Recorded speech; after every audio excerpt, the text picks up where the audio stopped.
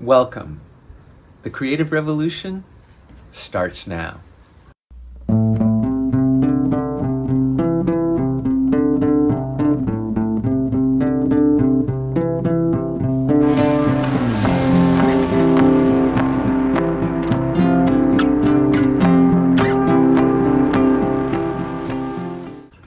You and I are on the cusp of a creative revolution.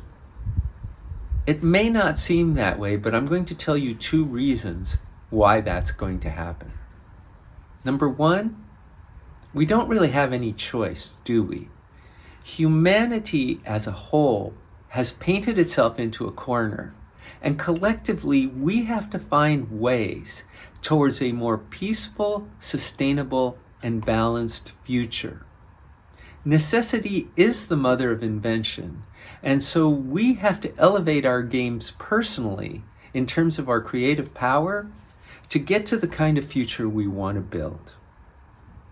The second reason is that most people have vastly underestimated their own creative power. When you discover and apply certain basic ideas about your creative power, it will revolutionize your life. I promise. And I can attest to it because that is what has happened in my own life. My name is Victor Shamas. I have a PhD in psychology and a master's in chemistry, all of which is to say I am well versed in the language, methods, and findings of science. But I don't consider myself principally a scientist. First and foremost, I am an explorer of consciousness, especially as it pertains to the experience of creating and the creative process in general. What I am sharing with you in this series of videos are important breakthroughs in my own work that I think have major applications in your life. During this series of videos, we are going to focus on 5 main ideas. If you get and apply these ideas, you will find yourself undergoing a creative revolution. I promise. The first idea is that your creative power extends far beyond your conception of creativity. You see, each of us has been biased by the things we've heard and read, and we have imposed unnecessary restrictions on the nature and extent of our own creative power. That power is far greater than our ability to create a work of art or even make a major scientific breakthrough. This is the power to create our best and greatest life. You see, each of us is an artist, and our lives happen to be the art that we're creating. We can create a masterpiece in terms of how we live our lives. That is fundamental to the creative revolution. The second major idea is that your greatest creative power is hiding in plain sight. When you see how obvious it is that it's right here in front of you, you will be shocked and amazed, and I guarantee that this second idea alone can be revolutionary for you. Stay tuned to the next video, which is entitled Our Greatest Creative Power, to find out more. The third idea is that each of us has access to a creative genius that is far more vast and expansive than anything we may realize. The word genius means point of origin. Where do our greatest ideas, images, and insights come from? Well, it's not what you think. Creative genius is not simply our minds or our egos. It is something that is far more expansive.